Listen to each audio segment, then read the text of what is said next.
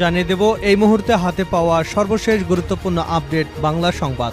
শুরুতেই থাকছে আজ থেকে ভারতে অবৈধ শেখ হাসিনা। এখন কি পদক্ষেপ নেবে ভারত? তীব্র গণ আন্দোলনের মধ্য দিয়ে ক্ষমতাচ্যুত হন সাবেক স্বৈরাচার সরকারের প্রধানমন্ত্রী শেখ হাসিনা। এরপর তিনি ভারতে পালিয়ে গিয়ে আশ্রয় নেন। সেখানে তিনি কূটনৈতিক পাসপোর্টের জোরে অবস্থান নিয়েছেন। তবে তার ওই পাসপোর্ট ইতিমধ্যে অন্তর্বর্তীকালীন সরকার বাতিল করে দিয়েছে। তবুও ভারতের সম্মতিতে তিনি সেখানেই থাকছেন। বাকি ওই কূটনৈতিক পাসপোর্টের বদৌলতে তিনি সর্বোচ্চ ৪৫ দিন বৈধভাবে ভারতে থাকতে পারবেন। তার এই মেয়াদ গতকাল বৃহস্পতিবারই শেষ হয়ে গেছে। এখন প্রশ্ন, ভারত কি পদক্ষেপ নেবে এই স্বৈরাচার শেখ হাসিনার বিরুদ্ধে? এবারে জানাবো, প্রশাসনে সর্ষের মধ্যে ভূত আছে সেলিমা রহমান। অন্তর্বর্তীকালীন সরকারের প্রশাসনের সর্ষের মধ্যে ভূত আছে বলে অভিযোগ করেছেন বিএনপির স্থায়ী কমিটির সদস্য সাবেক মন্ত্রী সেলিমা রহমান। দুপুরে ঢাকা রিপোর্টার্স ইউনিটিতে জাতীয় গণতান্ত্রিক আন্দোলনের উদ্যোগে অন্তর্বর্তীকালীন সরকারের কাছে জনগণের প্রত্যাশা শীর্ষক এক আলোচনার সভায় প্রশাসনের বর্তমান অবস্থা তুলে ধরে এমন অভিযোগ করেন তিনি। এ সময় তিনি উল্লেখ করেন, আমরা জানতে পারলাম ৬২২ জন আওয়ামী লীগের উচ্চপদস্থ নেতা সেনাবাহিনীর কাছে ছিল। সেই ৬২২ জন কোথায় গেল? তারা কিভাবে সেনাবাহিনীর হাত থেকে দেশের বাইরে পালিয়ে গেছে? এ বিষয়ে প্রশ্ন রেখেছেন সেলিমা রহমান। জানাবো, বাইতুল মোকাররমের দু গ্রুপের সংঘর্ষ, পালিয়ে গেলেন খতিব। জাতীয় মসজিদ বাইতুল মোকাররমের সাবেক খতিব ও বর্তমান ইমাম সমর্থকদের মধ্যে সংঘর্ষের ঘটনা ঘটেছে। এতে কমপক্ষে ৩ জন আহত হয়েছেন। জানিয়ে দেব, আইন নিজের হাতে তুলে নিলে কঠোর ব্যবস্থা। মব জাস্টিস কোনোভাবেই কাম্য হতে পারে না। কেউ আইন নিজের হাতে তুলে নিলে তার বিরুদ্ধে কঠোর আইনানুগ ব্যবস্থা নেবার হুঁশিয়ারি দিয়েছেন বাংলাদেশ পুলিশ সদর দপ্তর। এদিকে ব্যবসায়ী ওয়াদুদ হত্যা, সাবেক ডিসি মশিউর ৭ দিনের রিমান্ডে। বৈষম্য বিরোধী ছাত্র আন্দোলন চলাকালে রাজধানীর নিউ মার্কেট থানা এলাকায় ব্যবসায়ী আব্দুল ওয়াদুদকে গুলি করে হত্যার অভিযোগে করা মামলায় ঢাকা মহানগর গোয়েন্দা পুলিশের লালবাগ বিভাগের সাবেক উপ পুলিশ কমিশনার মশিউর রহমানকে ৭ দিনের রিমান্ড মঞ্জুর করেছেন আদালত। এবং সর্বশেষ জানাবো আন্তর্জাতিক সংবাদ। ইসরায়েলের সামরিক ঘাঁটিতে পাল্টা ক্ষেপণাস্ত্র নিক্ষেপ হিজবুল্লাহর। তারবিহীন যোগাযোগের যন্ত্র, পেজার ও রেডিও বিস্ফোরণের পরে লেবাননে আবারও হামলা চালিয়েছে ইসরায়েল। বৃহস্পতিবার গভীর রাতে হিজবুল্লাহ লক্ষ্যবস্তুতে বিমান হামলা চালায় দেশটি। এর মধ্যে পাল্টা জবাবে শুক্রবার সকালে গ্যালিলির মেডুলায় ইসরায়েলি সামরিক কেন্দ্রের দিকে ৩টি ক্ষেপণাস্ত্র নিক্ষেপ করেছে হিজবুল্লাহ। এক প্রতিবেদনে এসব তথ্য জানিয়েছে ইরান ভিত্তিক সংবাদ মাধ্যম মেহের নিউজ। এতক্ষণ শিরোনাম শুনছিলেন, এবার বিস্তারিত। প্রিয় দর্শক, আপনি যদি এই চ্যানেলে নতুন হয়ে থাকেন, ভিডিওটি দেখতে দেখতে চ্যানেলটি সাবস্ক্রাইব করে আমাদের সঙ্গেই থাকুন। আর এই ভিডিও সম্পর্কে আপনি আপনার মূল্যবান মতামতটি কমেন্ট বক্সে জানিয়ে দিন। আর হ্যাঁ প্রিয় দর্শক, জানিয়ে দিন ভিডিওটি কোথা থেকে দেখছেন। আজ থেকে ভারতে অবৈধ শেখ হাসিনা। এখন কি পদক্ষেপ নেবে ভারত? তীব্র গণ আন্দোলনের মধ্য দিয়ে ক্ষমতাচ্যুত হন সাবেক স্বৈরাচার সরকারের প্রধানমন্ত্রী শেখ হাসিনা। এরপর তিনি পালিয়ে ভারতে গিয়ে আশ্রয় নেন। সেখানে তিনি কূটনৈতিক পাসপোর্টের জোরে অবস্থান নিয়েছেন। তবে তার সেই পাসপোর্ট ইতিমধ্যেই বাংলাদেশের অন্তর্বর্তীকালীন সরকার বাতিল করে দিয়েছে। তবুও ভারতের সম্মতিতে তিনি সেখানেই থাকছেন। বাকি ওই কূটনৈতিক পাসপোর্টের বদৌলতে তিনি সর্বোচ্চ ৪৫ দিন বৈধভাবে ভারতে থাকতে পারবেন। এই মেয়াদ গতকাল বৃহস্পতিবারই শেষ হয়ে গেছে। এখন প্রশ্ন, ভারত কি পদক্ষেপ নেবে? বাংলাদেশের পররাষ্ট্র সচিব এম তৌহিদ হোসেন মঙ্গলবার জানিয়েছেন, শেখ হাসিনা কোন আইনে ভারতে থাকছেন এ বিষয়ে কিছু জানেন না তিনি। তবে তারা শেখ হাসিনার অবস্থা নিয়ে জোর দিয়ে কিছু জানতেও চাননি। অবশ্য এ নিয়ে ভারতের রাজনৈতিক মহলেও প্রশ্নের শেষ নেই। গত মঙ্গলবার ভারতের পররাষ্ট্র মন্ত্রণালয়ের মুখপাত্র বলেছিলেন, কূটনৈতিক পাসপোর্টের বদৌলতে ভারতে থাকার মেয়াদ শেষ হলেও শেখ হাসিনাকে বাংলাদেশের হাতে তুলে দেবার সম্ভাবনা নেই। তাহলে কোন বলে ভারতে থাকবেন শেখ হাসিনা?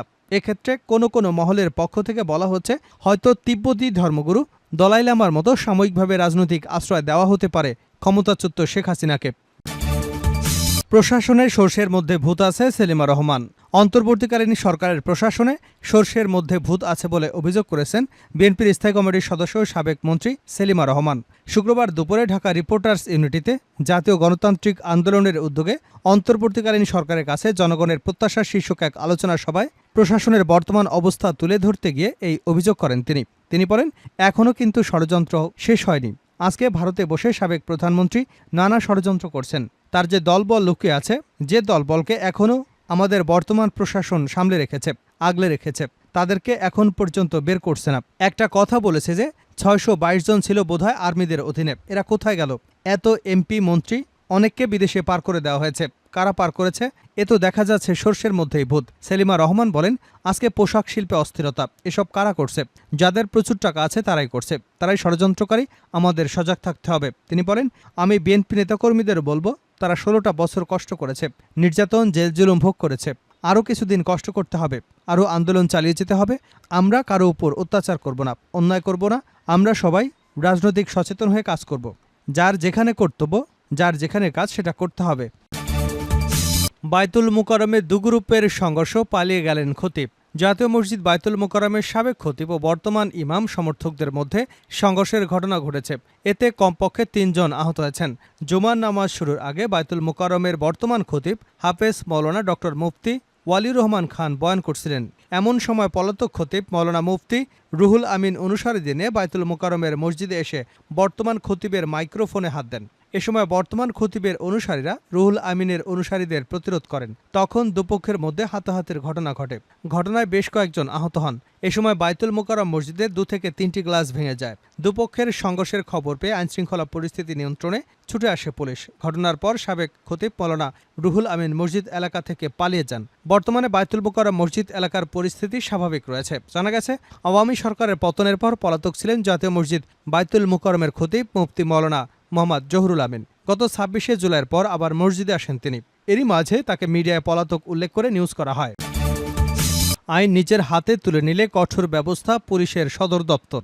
মব জাস্টিস কোনোভাবেই কাম্য হতে পারে না। কেউ আইন নিজের হাতে তুলে নিলে তার বিরুদ্ধে কঠোর আইনানুগ ব্যবস্থা নেওয়া হবে বলে জানিয়েছেন বাংলাদেশ পুলিশ সদর দপ্তর। শুক্রবার সকালে গণমাধ্যমে পাঠানো এক বিজ্ঞপ্তিতে এই হুঁশিয়ারি দেওয়া হয়েছে। বিজ্ঞপ্তিতে বলা হয়েছে, কেউ অন্যায় করলে বা অপরাধী হলে দেশের প্রচলিত আইন অনুযায়ী ওই ব্যক্তির বিচারের বিধান রয়েছে। আইন নিজের হাতে তুলে নেওয়ার অধিকার কারণেই কোনো ব্যক্তি অন্যায় বা অপরাধ করলে তাকে আইনের আওতায় সোপর্দ করতে হবে।